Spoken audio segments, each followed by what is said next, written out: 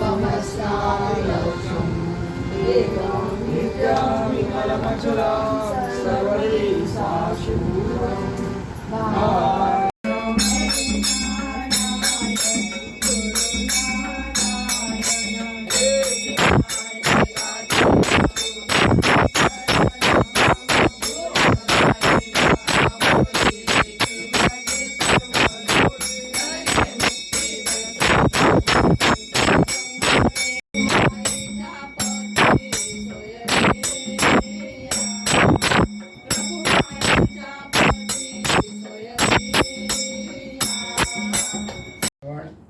मास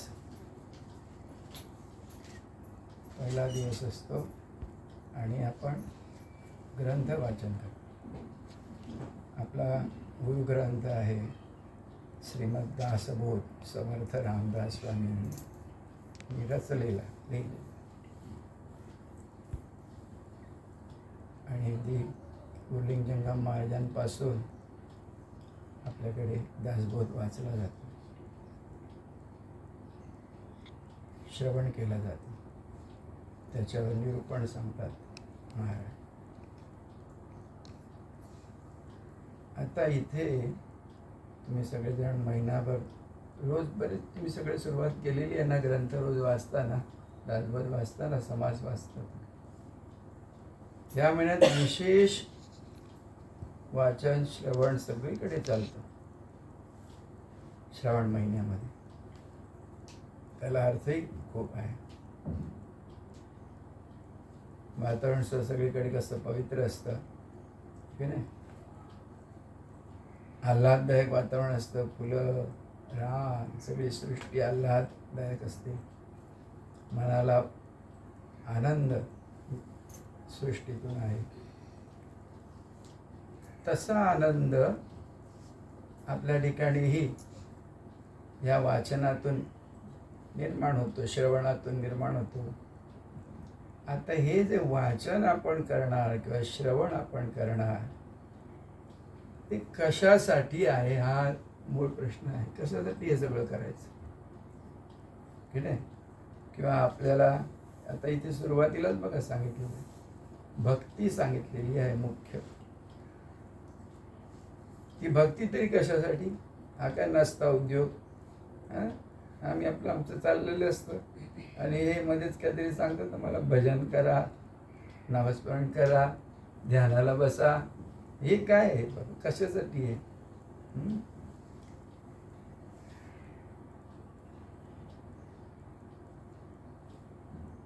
तर आपण गुरुमार्गात आहोत आणि गुरुमार्गात असल्यामुळे आपल्याला सगळ्यात मोठा फायदा कोणता आहे.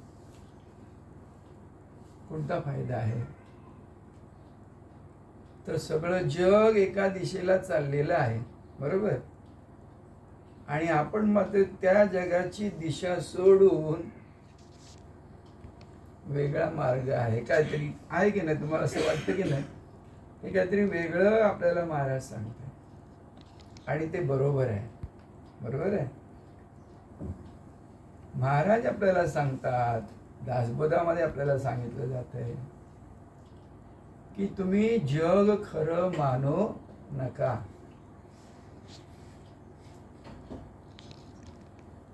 आणि स्वतःला देह समजू नका. I am not a body, I am that, अशी आपल्याला शिकवण आहे. मी हे शरीर नाही तर मी ते जे तत्व आहे, ते तत्व कोणतं, ते जे मी आहे ते मी काय आहे आणि कसं आहे मी, त्याचा शोध घ्यायचा आहे. ते शोध घेणं म्हणजे काय, फार म्हणजे काहीतरी शोध लावतात बघा. तुम्हाला वाटतं शोध घ्यायचा म्हणजे बाबा काहीतरी जगा वेगळं आहे बाबा, काहीतरी शास्त्रज्ञ कसे बसतात, काहीतरी कष्ट घेतात, रात्रंदिवस सगळं काय. एवढं काही कष्टाचं काम सुद्धा नाही आहे शोध, आत्मशोध घेणं. आत्मशोधाची जी वाट आहे ती अतिशय सोपी आहे आपल्यासाठी असं म्हणतो. कारण आपल्याला सद्गुरू भेट झालेली आहे. सद्गुरू भेट ज्यांना होत नाही त्यांना खूप कष्ट, नाना सायास, आणि पुन्हा आत्मशोधाचा तो मार्ग काय सफल होईल की नाही ही पण शंका. पण ज्यांना साक्षात सद्गुरू भेट झाली आणि सद्गुरूंकडून उपदेश मिळाला, त्यांनी स्वतःला काही हीन दीन बाबा दुःखी कष्टी आता माझं हे कसं होणार जीवन असं म्हणण्याचं कारणच उरत नाही. कारण त्यांचा पाठीराखा कोण आहे? कोण कोण पाठीराखा आहे? सद्गुरू पाठीराखा आहे. सद्गुरू सरिगा असता पाठीराखा, इतरांचा लेखा कोण काय. ते आश्वासन तुम्हाला दिलेलं आहे महाराजांनी की बाबा तू आता स्वतःची चिंता करणं सोड, तुझी चिंता मी करतोय. तुझी चिंता मी करणार, तू स्वतःची चिंता करणं बंद कर, सोडूनच दे. आता तो निश्चय व्हायला पाहिजे ना, तो निश्चय होत नाही. सद्गुरू सांगतात, सद्गुरू वचन प्राप्त झालेलं आहे पण निश्चय होत नाही. म्हणून मग थोडं आपल्याला हे भजन करणं, पूजन करणं, ग्रंथ श्रवण करणं, ग्रंथ वाचन करणं. बाबा काय सांगितलेलं आहे. आता हा आपल्याला पहिला मी तुम्हाला सांगतो, दासबोधाचा पहिल्या दशकातला हा पहिला समाज आहे ना, तुम्ही रोजच वाचलं पाहिजे, रोज वाचलं पाहिजे. किती गोष्टी आणि कशा कशा प्रकारे तुम्हाला काय यात सांगितलेलं आहे आणि शेवटी फलश्रुती काय आहे ग्रंथाची, काय तुम्हाला प्राप्ती यात आहे, हे या पहिल्या समासात सगळं सारच सांगितलेलं आहे. नीट वाच, एकदा तरी नीट ते वाचन करा आणि पहिल्या समासात समर्थांचं सद्गुरूंचं सांगणं काय आहे, कशासाठी आहे. तर पहिलं काय सांगतात महाराज, पहिली ओवी आत्ताची वाचली,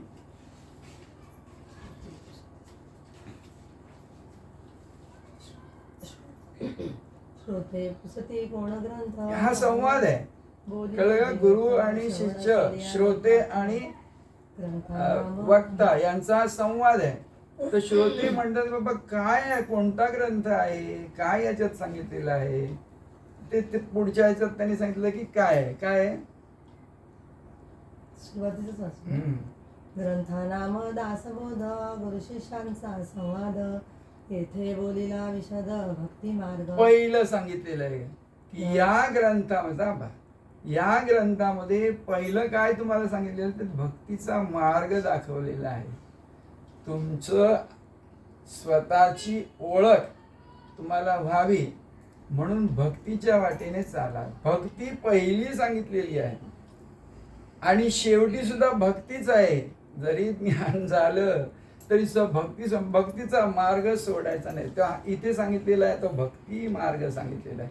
आणि निश्चय जो करायचा तो भक्तीचा निश्चय करायचा. जगात नाना प्रकारचे निश्चय असतात लोकांचे जगात वावरण्यासाठी. इथे कोणते कोणते निश्चय सांगितलेले बघा. पहिला सांगितला भक्तीचा निश्चय. एकदा तुम्ही भक्ती मार्गात आला, निश्चयाची भक्ती झाली की तुम्हाला कळतं की हे जग वायफळ आहे, काही त्याच्यात अर्थ नाहीये.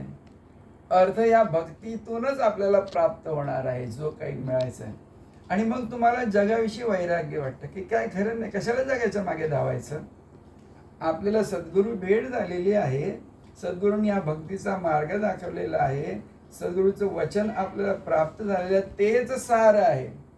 याचा निश्चय होण्यासाठी ग्रंथ वाचन करायचं, त्या स्थितीला जायचं आहे. सद्गुरूंनी दाखवलेल्या मार्गावरून चालत तर वैराग्य होतं.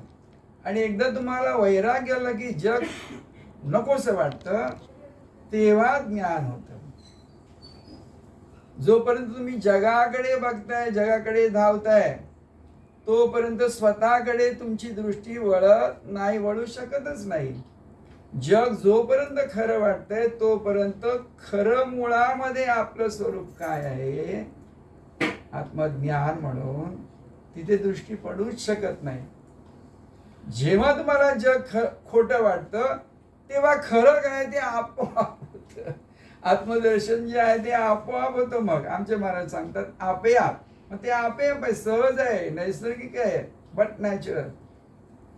ते स्वयंसिद्ध आहे ना. मग खोट्याचा मार्ग, खोटं तुमचं सुटलं की खरं ते आपोआप जसं फूल उमलतं तसं ते स्वरूप तुमच्या पुढे सहज उघड होते.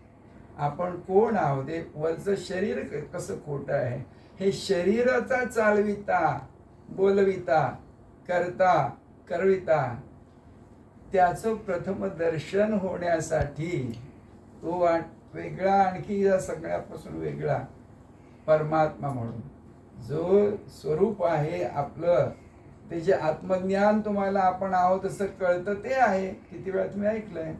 तर ते आत्मज्ञान होतं.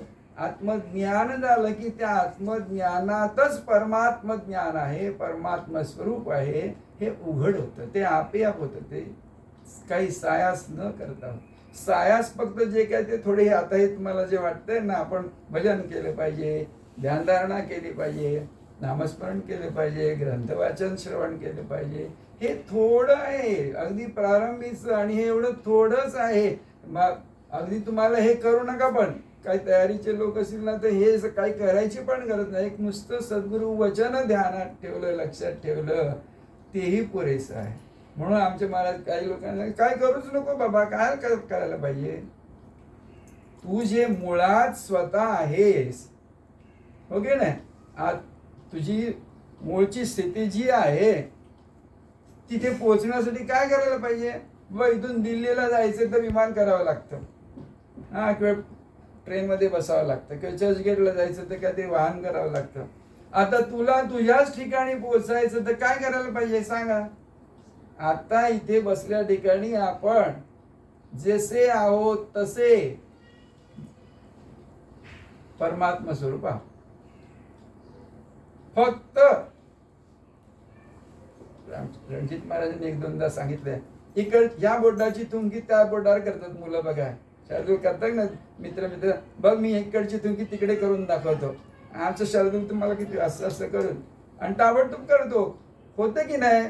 दिसते या बोर्डावर आधी, मग ती तिकडे दिसते किंवा तिकडे दिसणारी इकडे दिसते. कसं होतं ते सहज होतं. ती फक्त ट्रिक आहे. ट्रिक मुलांना कळते. ट्रिक इथे पण ट्रिकच आहे. काय ट्रिक आहे की मी देह नाही म्हणायचं. फक्त जड जातं, वाटतं तेवढं सोपं पण नाही. म्हणून मग हे थोडंफार करावं लागतं. करणं जे काय वाटतं, आपण काय करतही नसतो. आपण किंबहुना एकदा सद्गुरूंचा हा मार्ग तुम्हाला प्राप्त झालेला आहे, त्यातून व्यवस्थित तुमची वाटचाल सुरू झाली की हळूहळू तुम्हाला काय कळायला लागतं की आपण काहीच करत नाही. करणं संपतं, कर्म संपतं, आणि जो काही इकडे काय म्हणतो काचकूच जा काय होता ना, त्या कर्मासाठीच होता. बा मी कसं करू, या मी किती हा केलंय, किती वाटतं ना, बापरे मी आज सकाळपासून मरते, कोणाचं लक्ष पण नाही माझ्याकडे. हे जे कर्म केलं असं वाटतं ना, ते संपतं. मग हेच मुळात संपतं की माझा देहाशी संबंध नाही, या कर्माशी संबंध नाही. आज सकाळी म्हटलं ना तुम्ही, काय कोणतं पद म्हटलं, अच्छा शेवटी कोणतं पद म्हटलं आपण, भूपाळी कोणती म्हटली, बरोबर. आपण आत्मा राम अकर्ता हे जरी दृढ कळले, दृढ निश्चय झाला पाहिजे की आपण आत्मा राम आहोत. आणि करून अकर्त केलं जरी, वावरलं जरी, मारामारी केली जरी, भांडला तरी, हा मी काहीच केलं नाही असं कळतं. करून अकर्ता ही कळण्यासाठी हा भक्ती मार्ग आहे, हा अध्यात्माचा वर्ग आहे. हे श्रवण करायचं. अध्यात्म ज्ञान जे काय आहे ते कळलं तरी पाहिजे ना. थोडंसं आधी कळलं, थोडीशी सुरुवात झाली कळण्याची ना की पुढचा मार्ग मोकळा होतो, सहज होतो. ते थोडंसंच हो वाय, एवढंसं कळण्यासाठी थोडंफार हे करावं लागतं. नाही ते काय करायची गरज नाही. तू स्वयंसिद्ध परमात्मा आहेस, मग तुला काय करण्याची गरज काय. पण ते कळत नाही तोपर्यंत थोडीफार गरज असते आणि ते केलं पाहिजे. आणि जरी कळलं तरी सुद्धा हे भजन सोडायचं नाही, सद्गुरु भक्ती सोडायची नाही, सद्गुरूंचे चरण सोडायचे नाही. कारण कळल्यामुळे थोडंफार अहंकार निर्माण होतो, अभिमान निर्माण होतो. माका कळला, आता माका काही भजनाची गरज नाही असं वाटतं. आणि मग कळलेला असताना आपण नाही सत अभिमान अहंकारामुळे. म्हणून भक्तीची वाट सोडायची नाही. जी प्राप्त झालेली आहे ती वाट, तो रस्ता, तो मार्ग सोडायचा नाही. नाम विसरायचं नाही. नाम म्हणजे तुम्हाला सद्गुरूंचं वचन प्राप्त, ते वचन तारक आहे. काही लोकांना उमगतच नाही हो. नाम मंत्र घेतात पण नामाची पण आठवण नाही राहत. असे पण महाभाग भेटतात. कारण महाराजांना भेटलेले आहेत. तुम्ही काय ते सांगितलेलं पण मी ता विसरलंय म्हणून येतात माझ्याकडे पुन्हा. मग माझ्या असतात, बस बस ठीक आहे बाबा, सांगतो, काय करू सांगतो, पुन्हा मात्र असं विसरू नको. तर हेळसाण होते आणि मग काय कळत नाही. शेवटी पुन्हा लोक रडकुंडीला येतात आणि पुन्हा सद्गुरूंचे पाय धरतात. म्हणून प्राप्त झालेलं आहे सद्गुरु वचन, ते विसरू नका. नाम विसरू नका. भवतारक म्हणजे भव म्हणजे जग, संसार, याच्यातून तुम्हाला तारून नेणारा नाममंत्र आहे. सद्गुरूंची सर्व शक्ती, सद्गुरूंचं सगळं सामर्थ्य त्या नामामध्ये आहे हो. तुम्हाला कळेल तेव्हा असा आनंद वाटेल की काय मला प्राप्ती झाली, नाममंत्राची जी प्राप्ती झाली. तर हा ग्रंथ विशेष आहे.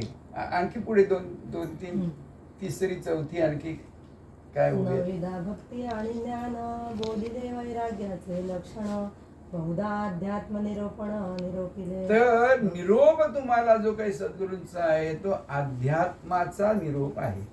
या पूर्ण ग्रंथामध्ये सगळं करताय वावरते. हा अतिशय आदर्श ग्रंथ आहे अध्यात्मासाठी. की शेवटी लोक संन्यास घेतात आणि बाहेर निघून जातात कुठेतरी आणि रानावानात भटकत आत्मप्राप्तीसाठी. काय अर्थ नसतो त्याला. संसारामध्ये राहूनही तुम्हाला आत्मज्ञान प्राप्ती होऊ शकते आणि होतेच. कष्ट घेण्याची पण नाही, विनासायास होते.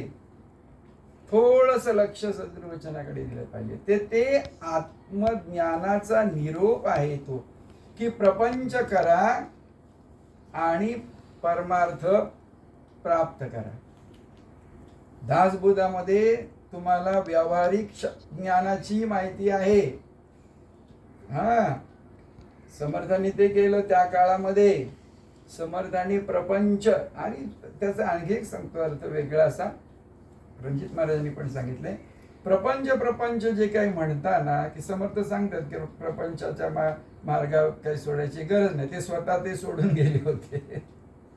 संसार, प्रपंच जर संसार म्हटलं तर संसार काही समर्थांनी केला नाही. त्यांनी सगळ्या ह्या प्रपंचाचा निवाडा लावला. सगळीकडे फिरले. 12 वर्ष त्यांनी भ्रमंती केली, 12 वर्ष तपश्चर्या केली आणि प्रपंच साधून परमार्थ कसा करता येतो हे ज्ञान त्यांनी पुन्हा सगळीकडे ते फिरून सांगितलं. म्हणून त्यांनी प्रपंच म्हणजे काय, 5 तत्व आहेत. त्या 5 तत्वाचं हे सगळं विश्व म्हणा, हे जग म्हणा बनलेलं आहे. तर यात वावरलाच जरी, या प्रपंचाला सोडायची गरज नाही. या प्रपंचात वावरा, तो कारभार करा प्रपंचाचा. तो नीट होतो जेव्हा तुम्हाला परमार्थ प्राप्त होतो. परमार्थ जोपर्यंत प्राप्त होत नाही तोपर्यंत तुम्ही प्रपंचामध्ये फसलेले असता आणि त्याचा त्रास तुम्हाला होतो. त्याच्यातनं तुम्हाला मार्ग सापडत नाही. मग प्रपंच करता करता जेव्हा परमार्थ प्राप्ती करता तेव्हा तुमचा प्रपंच नेटका होतो. नेटका होतो म्हणजे तुम्हाला हे काय वाटत, फिका होतो. फिका होतो. मग जरी अवतीभोवतीचा प्रपंच असला पण म्हणजे हे सगळं जग, नुसतं तुमचं घर आणि कुटुंब तो संसार नाही, सगळ्या जगामध्ये तुम्ही निर्भयपणे वावरता. काही तुम्हाला त्याचा संसर्ग होत नाही. करून सुद्धा अकर्ते पण तुम्हाला कळतं आणि एक निर्भय स्थिती, आत्मस्थितीची निर्भय अवस्था आहे. भय वाटतं कशामुळे? हे पाच भूताचं बनलेलं आहे. हे पाच भूताचं तत्व जे काही गाठोडं आहे, ह्याच्यात जी काही दुगदुगी आहे ती कधीतरी थांबणार. कारण ह्या पाच तत्व म्हणजे मी आहे असं वाटतं, पण पाच तत्वाचं शरीरच मी नाही. पाच तत्वाचं बनलेलं अवतीभोवतीचं जगच खरं नाही. हे पाहणारा जो आहे तो वेगळा आहे. तो पाहणारा म्हणून आहे, त्याला द्रष्टा म्हणा किंवा साक्षी म्हणा. हे सगळे शब्द अध्यात्म ग्रंथातले आहेत. ते त्याचा अर्थ जाणून घेऊन थोडं तसं पण पारखून घ्यावं लागतं. द्रष्टा कसा आहे? तर द्रष्टा कसा, आता इथे बसणारा आणि ऐकणारा जो आहे ना, तो द्रष्टा आहे. आता इथे ऐकतो आहे, इथे बसून आता तुमच्या ठिकाणी, तो द्रष्टा आहे, तो श्रोता आहे.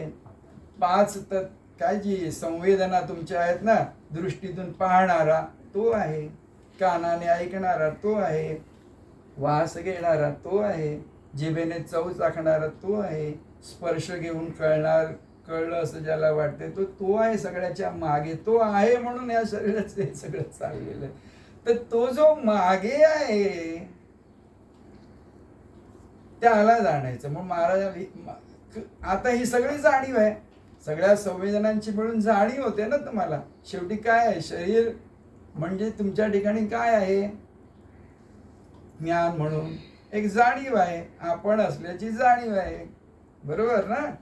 तर ती जाणीव आहे हे तुम्हाला कळतं ना. आपल्याला ही जाणीव होते आहे, आपण असल्याची जाणीव होते आहे, हे कळतं की नाही? बरोबर. हा तुम्हाला बोध होतो आहे. दासाला बोध पहिला काय होतोय की आपण आहोत ही जाणीव आहे. आणि बोध दुसरा होतो की ही जाणीव कधीतरी नाहीशी होणार. हे जे कळते पण आलेलं आहे, आधी होतं का? नाही. आता जन्म झाला म्हणून आता कळायला लागलेलं आहे. जन्म, ती जाणीव निर्माण झालेली आहे, ते कळते पण आलेलं आहे. आणि हे कधीतरी नाहीच होणार आहे. शरीराचा हा श्वास थांबला की ते पण जाणीव पण जाणार. मग ते काय आहे जे शिल्लक राहत आहे? ते स्वरूप आहे. मग महाराजांचं, आमच्या महाराजांचं फार सुंदर सांगतात महाराज की जाणीव तुम्हाला कळते आहे, पण जाणीवेचा जाणता जो आहे त्याला जाणा. जाणीवेचाही जाणता तो या कशामध्ये नाही, प्रपंचामध्ये, पाच तत्वामध्ये तो जाणता नाही. जाणीव जरा असेल, जाणीव असेल समजा या पाच तत्वामध्ये, पण त्या जाणीवेचा जो जाणता आहे तो जसा आहे तसा आहे. आणि तो सर्वात्मक आहे, तो एक आहे. एकोहम असं आहे. एकच तत्व आहे ते, द्वितीयम नास्ति, दुसरं काही नाही. मग ते अद्वैत आहे. अद्वैत म्हणजे जिथे दोन तत्व नाहीत, एक आहे, केवळ एक. म्हणून तुम्ही मागे अनेकदा आपण पाहिलं, तुम्ही चर्चा केली की तुम्हाला आम्हाला देह म्हणजे हा स्थूल देह आहे, दुसरा सूक्ष्म देह आहे. सूक्ष्म देह म्हणजे मन, बुद्धी, चित्त, अहंकार वगैरे. आणि हे सगळं आहे. त्याच्या मागे तिसरा देह जे काय अज्ञान रूप आहे, ही सगळी फोड अशी सांग, अज्ञान देह. आणि त्याच्याही मुळाशी आहे तो महाकारण आहे, म्हणजे ज्ञान आहे. हे चार देह झाले, स्थूल, सूक्ष्म, कारण, महाकारण. आणि पुन्हा ब्रह्मांडा म्हणजे आजूबाजूला पाहिलं हे जग म्हणून, विश्व म्हणून, की विराट जग दिसतंय, विश्व दिसतंय, तो विराट देह आहे. तोही तुम्ही जागे होता तेव्हा तोही जागा होता तुमच्या ठिकाणी, कळत नाही. पण हा विराट देह सुद्धा तुमचाच आहे, आपलाच आहे, विराट म्हणून. मग स्थूल देह इकडे आहे, बाहेर तिकडे काय आहे? विराट. आणि इकडे मन, बुद्धी, चित्त आहे, तिकडे हिरण्यगर्भ शब्द म्हटलाय की वैश्विक मन, वैश्विक मन, युनिव्हर्सल माइंड म्हणा किंवा काय बुद्धी म्हणा काय, त्याला हिरण्यगर्भ म्हटलंय. आणि इकडे कारण देह अज्ञान आहे इकडे. तसं तिकडे अव्याकृत म्हटलेलं. अव्याकृत म्हणजे जे काही झालं नाही आणि काय झालं नाही तरी सगळं कळतंय, म्हणजे अज्ञानच आहे ते. काही झालेलं नाहीये तरी झालेलं आहे असं वाटतंय, म्हणजे शेवटी अज्ञानच. झालेलं नसताना वाटतं झालं असं, म्हणजे हे अज्ञानातलंच आहे तुमचं आमचं, त्याला अव्याकृत म्हटलेलं आहे. आणि मग सगळ्याच्या मुळाशी हे चार देह इकडचे स्थूल सूक्ष्म कारण महाकारण, तिकडे विराट हिरण्यगर्भ अव्याकृत आणि मूळ माया. काय म्हटलंय तिकडे? मूळ माया. मूळ माया म्हणजे काही नसतानाच आहे असं वाटलं. आणि त्या मूळ माया म्हणजे हे चार देह ते चार देह अष्टदेह निरसन झालं पाहिजे समजून घेऊन. मग त्या आठही देहांच्या मुळाची आहे, मागे आहे ते परमात्मा तत्व आहे. मुळामध्ये तो जो जाणीवेचा जाणता जो आहे तो परमात्मा आहे. मग त्या आता बघा, परमात्मा म्हणजे तिथे काहीच नाही हो, आहे. पण आहे हे पण कळत नाही. आहे म्हणून आमच्या महाराजांना लोक प्रश्न विचारायचे, तुम्ही म्हणता काहीच नाही काहीच नाही, मग काहीच नाही म्हणता मग हे कशाला करायला पाहिजे सगळं? बरोबर. काहीच नाही म्हणतो मग कशाला करायला पाहिजे? अरे काहीच नाही असं वाटतंय ते कोणाला वाटतंय ना, त्याला ओळखण्यासाठी करायला पाहिजे. म्हणजे परमात्मा स्वरूप कसं आहे आपलं मूळचं ते जाणून घ्यायला पाहिजे, ती त्याची ओळख पडली पाहिजे. त्याच्यासाठी मूळ जे अध्यात्माचा निरोप जो आहे तुम्हाला तो हा आहे. दास बोध काय आहे, दासाला बोध काय आहे बघा. दास शब्द सुद्धा सुंदर आहे आणि म्हणून दास्य भक्ती फार महत्वाची. लोकांना कळत नाही. हा मंत्र मिळाला की ताबडतोब वाटतं मला हे कळलं झालं, आय एम दॅट. तर तेवढं सोपं पण नाहीये. म्हणून आधी दास्य 9 भक्ती करायला पाहिजे. थोडी 9 प्रकारची भक्ती सांगितली, नुसती भक्ती करणं नाही, ते जाणून घ्या समजून घ्या. कोणकोणत्या प्रकार श्रवण आहे, हा हे ज्ञान, सद्गुरूंचं पूजन आहे, पादसेवन भक्ती आहे, कीर्तन भक्ती आहे, नामस्मरण भक्ती आहे. हा नामस्मरण करत बसलं पाहिजे, जरा चिंतन केलं पाहिजे. आणि पुढे त्यांनी सांगितलंय सख्य भक्ती. सद्गुरू माझा सखा, देव परमात्मा देव विठ्ठल म्हणा काय म्हणा, सद्गुरू माझा सखा आहे, मित्र आहे. इथपर्यंत तुमची मित्राशी कसं आपण खूप जवळीक होते की नाही, तशी या भक्तीतून जाता जाता देवाशी सद्गुरूशी सख्य भक्ती झाली पाहिजे. आणि याच्या आधी तिथे दास्य भक्ती सांगितली. या प्रकारामध्ये दास्य की सद्गुरूचा दास. मी दुसरं कोण मला जगात नाही, मी जे काय करतो म्हणून ते सेवा. मगाशी मी काय आठवण काढली सेवा. आमच्या महाराजांनी सांगितलं, रणजित महाराजांनी 2-3 वेळा मी ऐकलंय की जो सेवा करेल ना तो मेवा खाईल. तो मेवा खाणं म्हणजे काय आहे? मिठाई खाणं नाही, ते आत्मज्ञान प्राप्ती. तो मेवा आहे आत्मज्ञान प्राप्तीचा मेवा. कोणाला? जो सेवा करेल. म्हणून सद्गुरूंच्या मंदिरामध्ये झाडलोट केली पाहिजे, स्वच्छता. काय काय दास्य भक्ती आहे ती ना. ओके नाही, येथील जातील त्यांचे काय चपला ठेवा जागेवर, नीट नेटके ठेवा. काय म्हणा, मी तुम्हाला सांगतोय म्हणजे हे करायलाच पाहिजे असं नाही. सांगतो की दास्य भक्ती म्हणजे काय. येणाऱ्या जाण्याची विचारपूस करणं. काही लोक ते पण बघत पण नाहीत कोणाकडे. येण्या जाण्याची विचारपूस काय, कधी आला काय, आता भोजन करा आमच्याकडे. ही दास्य भक्तीतलंच आहे. तुम्ही ते करता ती सद्गुरूची दास्य भक्तीच होते. तिकडे सद्गुरू कोणाशी पण संभाषण करताना तो समोर तोच असतो हो, वेगळा कोण नसतो. सर्व चराचर भरून एकच आहे तत्व. मग तुम्ही कोणासाठी काय पण केलं तरी ते सद्गुरूंसाठीच करता. आणि सद्गुरूंसाठी जे काय करता ते आपल्यासाठी आपण स्वतःसाठीच असतं ते. म्हणून जे काही करा, सत्कृत्य करा नाही तर दुष्कृत्य करा, ते आपल्यालाच आहे. आपल्यालाच आहे. तर हा अध्यात्माचा निरोप तुम्हाला सांगितलं, तर दास्य भक्ती. आणि हे करताना शेवटी त्यांनी सांगितलं की आत्मनिवेदन व्हायला. भक्ती करत राहतात, भक्ती करत, पण शेवटी आत्मनिवेदन होतच नाही त्यांच्याकडनं. तर शेवटी आत्मनिवेदन म्हणजे काय, त्याला आत्मदर्शन म्हटलेलं आहे. म्हणजे सद्गुरू आणि मी वेगळा नाही, देव आणि मी वेगळा नाही, हे होईपर्यंत भक्तीचा मार्ग सोडायचा नाही, झाल्यावरही सोडायचा नाही. मग ती आपली पूजा आपण करतो. रामकृष्ण परमहंसांचं फार सुंदर आहे. ते देवीचे भक्त होते ना, काली मातेचे, ते पुजारीच होते ते त्या देवळामध्ये. पूजा करता करता ते एवढे तल्लीन व्हायचे की देवीच्या मूर्तीवर फुल वाहता वाहता त्यांना आपणच देवी आहोत, आपण असं वाटायचं. आणि ते सगळी पूजा, ती फुलं वगैरे आपल्याच मस्तकावर ठेवायची. हो, काय म्हणाल त्याला, काय म्हणाल काय? रामकृष्ण परमहंस नाव ऐकलं ना तुम्ही, विवेकानंदांचे गुरु, तर ते देवीचे भक्त होते. तर ते पूजा करता करता देव आणि मी आपण वेगळे नाहीत हे वाटले पाहिजे, म्हणून ही पूजा करायची. हे जोपर्यंत कळत नाही आणि त्याचा अनुभव स्वतः आपल्याला घेता येत नाही तोपर्यंत ही भक्ती करावी. मग द्वैत नाहीस होतं आणि अद्वैत होतं. देवा वेगळे आपण नाही हे कळतं. त्याच्यासाठी ही भक्ती, देवाची भक्ती, सद्गुरूंची भक्ती करायची आहे. ती त्यासाठी करायची की आपल्या वेगळा देव नाही, देवा वेगळे आपण नाही, सद्गुरूच आपल्या हृदयामध्ये कसे आहेत हे कळतं. सद्गुरू भक्तीचं हे काय म्हणा, वर्म म्हणा, मर्म म्हणा, हे आहे की सद्गुरू तुम्हाला आपणासारखे करीती तत्काळ. खरं तर तत्काळ म्हणजे काय, जेव्हा तुम्हाला ते वचन प्राप्त झालं त्यावेळी, पण उमगत नाही म्हणून ते पुढे पण करावी लागते भक्ती, श्रवण करावं लागतंय. श्रवण शब्द सुद्धा फार सुंदर आहे. हो, श्रवण, श्रावण महिना आहे ना, कोणता महिना आहे पंचकात, हा श्रावण महिना आहे. तर श्रावण महिना, मासाना मार्गशीर्षोहम असं भगवद्गीतेत श्रीकृष्णाने भगवंताने सांगितलेलं आहे. कदाचित तेव्हा तो, आता जानेवारीपासून सुरुवात होते तशी तेव्हा त्या काळामध्ये मार्गशीर्षापासून असेल कदाचित पंचांगाची सुरुवात, म्हणून मासाना मार्गशीर्ष.